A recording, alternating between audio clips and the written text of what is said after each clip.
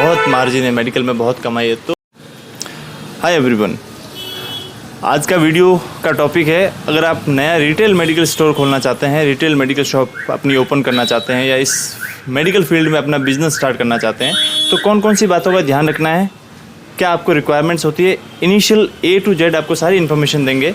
मेरा नाम अशोक चौधरी है, मैंने फार्मेसी में मास्टर्स किया है और मेरे साथ हैं मेरे बड़े भाई साहब बाबूलाल जी। इनका खुद का मेडिकल शॉप है, तो मैं इनसे बहुत सारे क्वेश्चंस करूंगा। आपके जो भी डाउट्स है वो सारे A to Z क्लियर हो जाएंगे। जो इन्फॉर्मेशन है हम इनसे कलेक्ट करेंगे। तो सबसे पहले हम कौन कौन सी टॉपिक्स पे बात करने वाले हैं वो मैं आपको ज़रा ब्रीफ में बता देता हूँ। एक तो हम बात करेंगे कि मेडिकल स्टोर खोलने के लिए एलिजिबिलिटी क्या होती है, क्या आपका खुद का लाइसेंस या मिनिमम जो एलिजिबिलिटी क्राइटेरिया है उसकी बात करेंगे। उसके बाद हम बात करेंगे एप्लीकेशन या आवेदन के लिए कौन कौन से डॉक्यूमेंट चाहिए होते हैं, कैसे आवेदन करना होता है, वो सब बात करेंगे। एंड देन लोकेशन की बात करेंगे, मोर इम्पोर्टेंटली कि भाई कौन सी लोकेशन हो जहाँ पे अपना बिज़नेस अच्छा चले, जहाँ पे सेल्स अच्छी हो। और उसके बाद हम एसेसरीज़ या रिक्वायरमेंट्स की बात करेंगे कि क्या क्या हम मेडिकल स्टोर में क्या क्या इंस्ट्रूमेंट्स चाहिए होते हैं और कितना स्पेस चाहिए होता है, वो सब बात करेंगे। और फिर इन्वेस्टमेंट लागत कितनी लगेगी एक मेडिकल स्टोर खोलने के लिए, फिर मार्जिन या प्रॉफिट क्या होता है मेडिसिन्स में, वो भी बात करेंगे। और स्टॉक मेंटेन करने के लिए इनिशियली आप दवाइयाँ कहाँ से ख़रीदें, वो बात करेंगे। और इम्पॉर्टेंट बात यह है कि हम जेनरिक मेडिसिन रखें या फिर ब्रांडेड रखें, तो इनके बारे में इनसे जानकारी लेंगे। उसके बाद हम बात करेंगे कि भाई हम एक डी फार्मा या बी फार्मा के लाइसेंस पे हम क्या क्या रख सकते हैं अपने मेडिकल स्टोर में, ठीक है। और उसके बाद हम लास्ट में कुछ ऐसे टिप्स एंड ट्रिक्स जिससे हम अपनी सेल्स को और अच्छा कर सकते हैं, जिसमें मेडिकल फील्ड में हम और अच्छा कर सकते हैं, वो सब बात करेंगे। तो बाबूलाल जी वेलकम, बहुत बहुत धन्यवाद आपका। हम आपसे क्वेश्चन करेंगे। तो पहला क्वेश्चन तो ये है कि एलिजिबिलिटी क्राइटेरिया क्या रहता है, सबसे मिनिमम एलिजिबिलिटी के इसके बाद हम मेडिकल स्टोर अपना ओपन कर सकते हैं, कोई अगर सोच रहा है तो। सबसे पहले आपके पास खुद की डिग्री यानी कि D pharma diploma in pharmacy होना कंपलसरी है। इसके ऊपर की डिग्री बी फार्मेसी या एम फार्मेसी है तो बहुत अच्छी बात है। और अगर आपके पास डिग्री नहीं है तो भी आप इस बिज़नेस में आ सकते हैं। उसके लिए आपको एक रजिस्टर्ड फार्मासिस्ट को आप हायर करना पड़ेगा। उसके बेसिस पे आपको एक राजस्थान सरकार या जिस भी स्टेट में आप खोलना चाहते हैं वहाँ की स्टेट गवर्नमेंट आपको एक लाइसेंस प्रोवाइड करेगी रिटेल मेडिकल शॉप का, और उसके बेसिस पे आप इस बिज़नेस में एंट्री ले सकते हैं। अच्छा, मतलब आप प्रॉपर्टी राइटर आप हैं, प्रोपराइटर, और किसी और फार्मासिस्ट को हायर कर सकते हैं?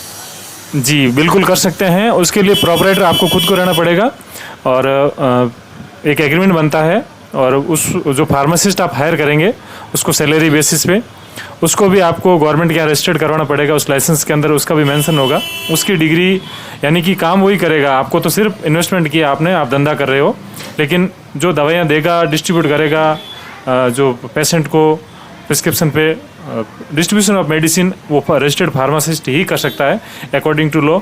तो अगर कुछ समय पश्चात देखते हैं कि ये फार्मासिस्ट अपने यहाँ नौकरी नहीं करना चाहता है या वो अपने यहाँ से छोड़ना चाह रहा है, तो उसको भी आप लोकल अथॉरिटी होती है जो ये एडिशनल ड्रग कंट्रोलर का ऑफिस होता है अपने डिस्ट्रिक्ट एरिया में, वहाँ से आप उसका लाइसेंस हटवा के उसकी जगह दूसरे फार्मासिस्ट को भी हायर कर सकते हैं। जी, तो ये बात तो है कि अगर कोई डिप्लोमा फार्मेसी खुद का है या किसी का, या जिसने बी फार्मा किया है, तो वो खुद प्रोपराइटर भी हो सकता है, दोनों काम फार्मासिस्ट भी हो सकता है।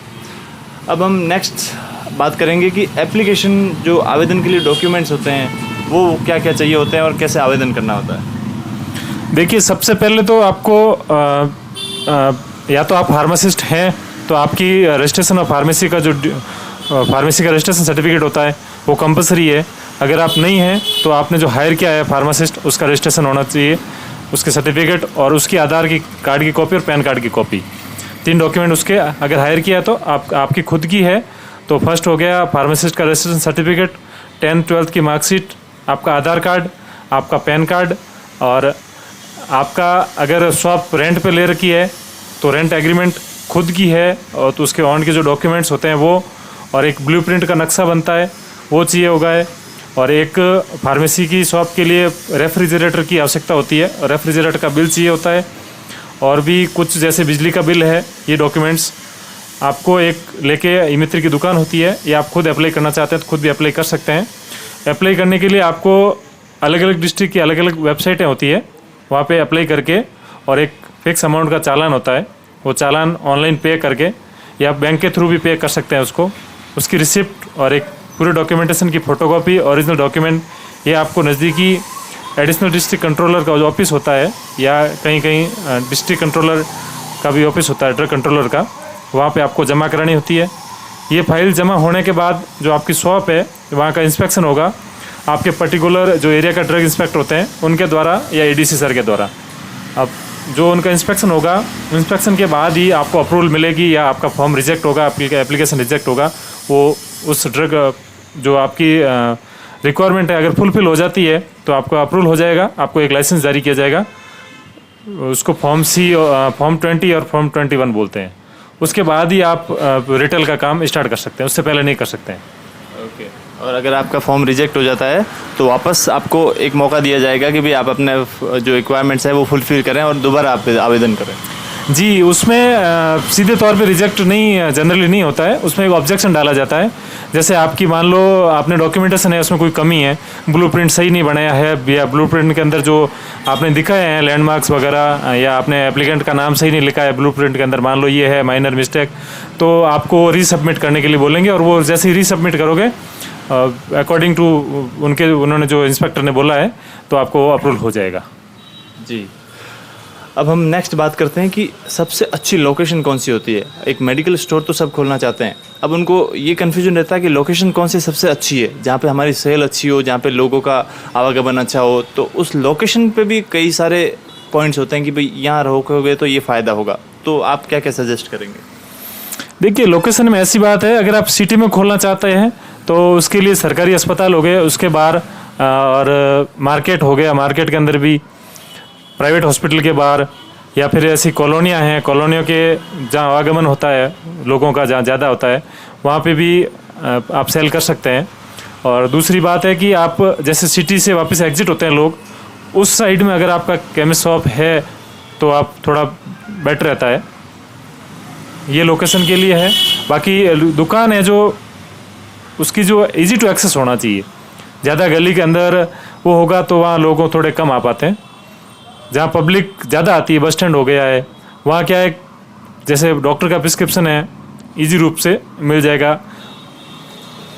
लोकेशन के लिए ये चीज़ें हैं। बाकी आपके जैसे एरिया है, गांव है जहाँ मेडिकल नहीं है, वहाँ पे भी आप खोल सकते हैं। वहाँ लोगों को दूसरे गांव में जाना पड़ता है मेडिसिन लाने के लिए, या फिर गांव में भी सरकारी हॉस्पिटल हो गया, उसके बाहर जो सरकारी हॉस्पिटल के डॉक्टर है जो ओवर टाइम प्रैक्टिस करते हैं ड्यूटी टाइम के बाद, वहाँ पे भी आप अपनी केमिस्ट शॉप खोल सकते हैं।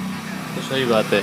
एक बात तो ये हो गई कि भाई कोई भी आदमी काम करने या वर्किंग पे जाता है तो वापस जाते समय शायद वो मेडिसिन लेके जाए, उसको ज़रूरत हो, तो जब वापस जाएं उस रोड के उस साइड में आपका मेडिकल हो तो वो ज़्यादा बेटर है।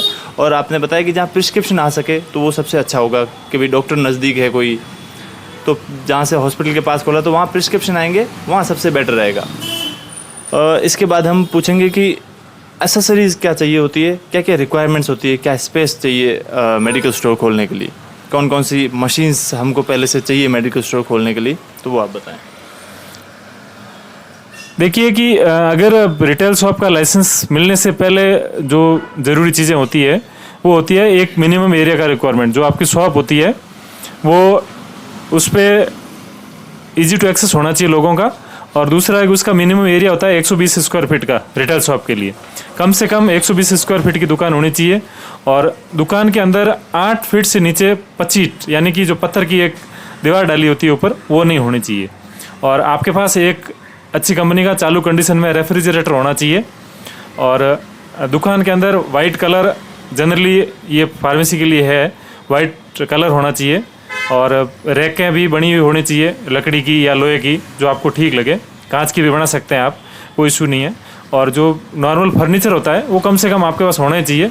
और जो ड्रग आप सब कैटेगराइज करके रखोगे उसके लिए अलग से आपको वो उसके लिए बना रखे रैकें बनाई होगी, तो आपके लिए भी ठीक रहेगा और वो स्टोरेज के लिए भी ठीक रहेगा। और डायरेक्ट सनलाइट नहीं आनी चाहिए आपकी शॉप के अंदर, ताकि जो मेडिसिन है जो ड्राई एरिया में रखनी होती है और जो ज़्यादा टेम्परेचर पे नहीं होती है, डायरेक्ट सनलाइट के कांटेक्ट नहीं आना चाहिए, वो ख़राब हो जाती है। उसके लिए आपको सनलाइट नहीं आनी चाहिए आपकी दुकान के अंदर। सही और कारपेट जो है नीचे की फर्श वो साफ़ सुथरी होनी चाहिए। और बाकी तो आपके बैठने के लिए एक चेयर और जो आपके कस्टमर्स होते हैं उनके लिए वेटिंग चेयर्स वगैरह वो हो। ये होती है सबसे पहले मेडिकल दुकान खोलने से पहले, आप इंस्पेक्शन से पहले ये चीज़ें आपको लाके रखनी पड़ेगी, उसके बाद ही आपको अप्रूवल मिलेगी। जी बहुत अच्छे।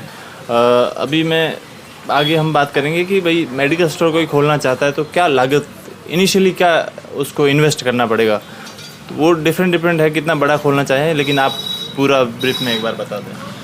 देखिए इसमें ऐसा है कि आप कौन सी लोकेशन पर खोल रहे हैं, किस टाइप के कस्टमर बेस है आपके पास, उस पर डिपेंड करता है। अगर आप एक गांव में मेडिकल स्टोर खोलना चाहते हैं उसके लिए आपको 3 से 4 लाख रुपए इनिशियल स्टार्ट पे उसमें फर्नीचर और मेडिसिन का स्टॉक वगैरह वो शामिल हो जाएगा। और वहीं अगर बात करें अपन, जैसे सिटी के अंदर मल्टी स्पेशलिटी डॉक्टर्स बैठते हैं, कोई गायनी भी बैठती है, कोई डर्माटोलॉजिस्ट भी बैठता है, कोई ऑर्थोपेडिक बैठते हैं, उसके लिए अपने को थोड़ा बजट बढ़ाना पड़ेगा। कम से कम 10 लाख रुपए का उसमें अपने को इन्वेस्टमेंट मिनिमम रहेगा, क्योंकि उसमें सब कैटेगरी की मेडिसिन अपने को और सब वैरायटी की मेडिसिन अपने को रखनी पड़ेगी। तो वो लोकेशन वाइज डिपेंड करता है। और इनिशियली आप 3-4 लाख रुपए से मिनिमम इन्वेस्टमेंट इतना तो आपको करना ही पड़ेगा, और इससे आपका एक इनिशियल स्टार्ट लेवल पे मेडिकल स्टोर शुरू कर सकते हैं। सही बात है। अब हम बात करेंगे कि भाई मेडिकल में बहुत लोगों का ये मानना है कि मेडिकल में मेडिसिन में बहुत ज़्यादा मार्जिन मिलता है, बहुत मार्जिन है मेडिकल में, बहुत कमाई है। तो ब्रांडेड में और जेनरिक में क्या क्या मार्जिन रहता है दवाइयों में, वो आप ज़रा एक बार अच्छे से क्लियर कर दें। नहीं, ऐसा बिल्कुल भी नहीं है। वो कहते हैं ना, दूर के पर्वत सुहाने लगते हैं, वही बात है। जब पर्वत के नज़दीक आते हैं तब ठोकर लगती है, तब पता चलता है। हाँ, मार्जिन है मेडिकल फील्ड में। जैसे शुरुआत बात करें ओटीसी पे 10 से 15% के बीच में मार्जिन रहता है। कुछ कंपनियां 10 से कम भी देती हैं, लेकिन अमूमन 10 से 15% के बीच में मार्जिन रहता है। और इथिकल यानी कि ब्रांडेड जो चीज़ें होती है मेडिसिन, उस पर 20 से 22% मार्जिन रहता है। और जेनरिक पे थोड़ा ज़्यादा रहता है। और जेनरिक पे हालांकि रिटेलर डिस्काउंट भी दे देता है। जेनरिक में 50% या मोर देन 50 भी हो सकता है कुछ प्रोडक्ट पे। उस पर डिपेंड करता है कौन सा ड्रग है, कौन सा मॉलिक्यूल है, उस पर डिपेंड, किस कंपनी का है, उस पर डिपेंड करता है। बाकी ये जो ज़्यादा मार्जिन वाली बातें हैं, ये मार्केट की बातें हैं। लोगों को ऐसा लगता है कि ये काम इजी है, इसमें मार्जिन है। हाँ ठीक है, मार्जिन दाल बाटी का जुगाड़ हो जाता है। जी धन्यवाद। आपने बताया कि ओटीसी जो मेडिसिन होती है उसका 10 से 12% मार्जिन। 10 से 15%। ठीक है। ओटीसी मतलब ओवर द काउंटर ड्रग्स, जो आप बिना प्रिस्क्रिप्शन के ले सकते हैं। इसके बाद मैं आपसे बात करूँगा कि स्टॉक मेंटेन, अगर कोई नया मेडिकल स्टोर खोल रहा है तो सबसे पहले वो इनिशियली स्टॉक मेंटेन करेगा। वो होलसेलर से मेडिसिन लाए तो कौन कौन से, अब उस एरिया में कौन सी मेडिसिन चलती है वो कैसे पता करें और कहाँ से स्टॉक मेंटेन करें, जरा बताइए।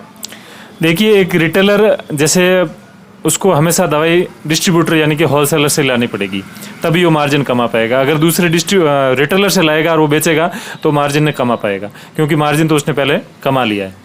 तो इसके लिए सबसे पहले आपको ओटीसी प्रोडक्ट लाने पड़ेंगे, जो अच्छे से डिस्ट्रीब्यूटर यानी कि कंपनी के ऑथोराइज जो डीलर होते हैं, वहाँ से आपको एक मिनिमम क्वांटिटी में वो स्टॉक उठाना पड़ेगा।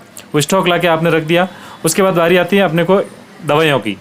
दवाइयाँ जो फार्मा की है, उनके ऑथोराइज डिस्ट्रीब्यूटर होते हैं, वहाँ से उनकी फिक्स प्राइस होती है, वहाँ से बिलिंग करवा के लानी पड़ेगी। वो आपको अपने लाइसेंस के अप्रूवल के बाद ही ला सकते हैं, लाइसेंस नंबर, ड्रग नंबर आने के बाद ही। और बाकी अपन बात करें जैसे कौन सी दवाइयाँ लानी है अपने को, कौन सी नहीं लानी है, कौन सा स्टॉक मेंटेन करना है, उसके लिए जैसे कौन सी एरिया में दुकान है अपनी, जिस एरिया में दुकान है उसके हिसाब से उसकी लोकेलिटी के आसपास आप पता करिए। पहले मेडिकल स्टोर पे जाके आप नज़र घुमाइए यहाँ कौन सी दवाइयाँ चलती है।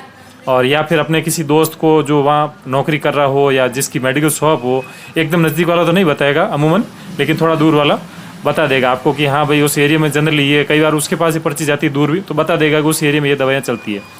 वो आपको रिटेलर से लानी पड़ेगी। एक शुरू में इनिशियल लेवल पे 2-2, 3-3 पत्ते या एक बॉक्स आप ले आइए। उसके बाद आपको जैसी जैसी रिक्वायरमेंट आती है, और कुछ दवाइयाँ ऐसी भी होती है जो आपके पास नहीं है, आपको एक रिक्वायरमेंट बुक रखनी होगी, नोटबुक शॉप के अंदर। जैसे कोई कस्टमर आता है, उसको एमोक्सिक्लाव की जगह ऑगमेंटिन 625 चाहिए, तो आप उसमें मेंशन कर दीजिए, नोट डाउन कर दीजिए, और उसको एज सुन एज पॉसिबल उसको रिक्वायरमेंट को फुलफिल करके अपने पास स्टॉक मेंटेन कर लीजिए। ऐसे करके धीरे धीरे, थोड़ा टाइम लगेगा, उसके बाद आप स्टॉक अपने आप मेंटेन करना शुरू हो जाओगे। और बहुत सारे ऐसे सॉफ्टवेयर आ गए आजकल जो सॉफ्टवेयर वाले बता देते हैं भी कौन से मेडिकल स्टोर पे कौन कौन सा स्टॉक रखता है, वो ऑनलाइन होते हैं। वो डिस्ट्रीब्यूटर को भी दिख जाता है कि भी हाँ इसके पास ये स्टॉक है। और जो ये कंपनियां होती है जो सॉफ्टवेयर देती है कंप्यूटर, उनके पास भी पता होता है कि भाई ये फलाने जो केमिस्ट शॉप है उस पर ये फला स्टॉक इतनी इतनी क्वांटिटी बिकता है और सेल ये इतनी है इसकी। वो भी आप टेक्नोलॉजी के ज़माने में चेक कर सकते हैं। जी, अगर आपके आसपास मेडिसिन का पता लगाना है यहाँ कौन सी चल रही है, आपका कॉम्पिटिटर तो नहीं बताएगा। नहीं, तो थोड़ा बिल्कुल नहीं बताएगा। कॉम्पिटिटर बिल्कुल कतई नहीं बताएगा। उसके लिए आपको जुगाड़ करना पड़ेगा, या तो उसकी शॉप पे जाके इधर उधर ताका जाके करनी पड़ेगी, हाँ भाई ये एंटीबायोटिक्स रखता है, इसकी प्रिस्क्रिप्शन आती है, ये OTC प्रोडक्ट यहाँ ज़्यादा बिकते हैं। या फिर वहाँ उस दुकान पर जो नौकरी करता है बंदा, फार्मासिस्ट हो या अदर कोई हेल्पर हो, उससे अपन जुगाड़ बैठा के कर सकते हैं। उसको खर्ची पानी दे के पता कर सकते हैं भाई यहाँ क्या क्या है, वो अपने को रिपोर्ट सारी दे देगा। सही बात है। अब हम बात करेंगे कि हम दवाइयों के अलावा एक जो लाइसेंस होता है डी फार्मा का, यानी उस बेस पे हम दवाइयों के अलावा रिटेल मेडिसिन पे क्या क्या रख सकते हैं। एक तो हमें ड्रग हो गई सारी, उसके अलावा हम क्या क्या रख सकते हैं, जैसे कॉस्मेटिक्स वगैरह। ड्रग्स के अलावा जो प्रिस्क्रिप्शन ड्रग होती है, उसके अलावा जो ये ओवर द काउंटर ड्रग होती है वो भी रख सकते हैं। उसके अलावा जैसे सैनिटरी नैपकिन हो गया, आपके पास शुगर चेक करने की जो मशीन होती है स्ट्रिप वो रख लिया, BP इंस्ट्रूमेंट रख लिया, थर्मामीटर रख दिया, आप पानी की बोतल तक रख सकते हैं अगर आप बस स्टैंड पे आपकी मेडिकल शॉप है तो। OTC आइटम बहुत सारे हैं जो उस एरिया पे डिपेंड करता है, या जो ज़्यादा सेल होता है वो नज़र दौड़ा के वो स्टॉक या आप वहाँ रखोगे तो आपका ना तो स्टॉक एक्सपायर होगा और आपकी सेल भी अच्छी खासी होगी, तो मार्जिन आप कमा पाओगे। अगर आपने अननेसेसरी कोई स्टॉक वहाँ चलता ही नहीं उस एरिया में, वो आपने ला के भर दिया ज़्यादा, तो वो आपके लिए सरदर्द बनेगा। उसके लिए फिर आपको परेशान होना पड़ेगा, क्योंकि वो फिर बिकेगा नहीं और आपका दिमाग ख़राब होगा कि यार मैंने क्या उल्टा माल भर दिया। ऐसा होता है। सही बात है। अब कॉस्मेटिक्स, गोरा होने की दवाइयाँ वगैरह सब रख सकते हैं, क्रीम्स। बिल्कुल, जो कॉस्मेटिक्स के अंदर गोरा होने की दवाई आ गई है, जो फैंसी स्टोर वाले रख सकते हैं ना, वो अपन भी रख सकते हैं। अच्छा, इसके बाद हम बात करेंगे कि हम एक तो कंप्यूटर सिस्टम होता है जिसमें बिलिंग वगैरह होती है, जिसमें सारा स्टॉक का मैनेजमेंट होता है, वो सॉफ्टवेयर वगैरह, वो सब बड़े लेवल की बात है थोड़ी। मुझे लगता है कि मैनुअल सिस्टम ठीक रहेगा इनिशियली कि आपको कंप्यूटर सिस्टम।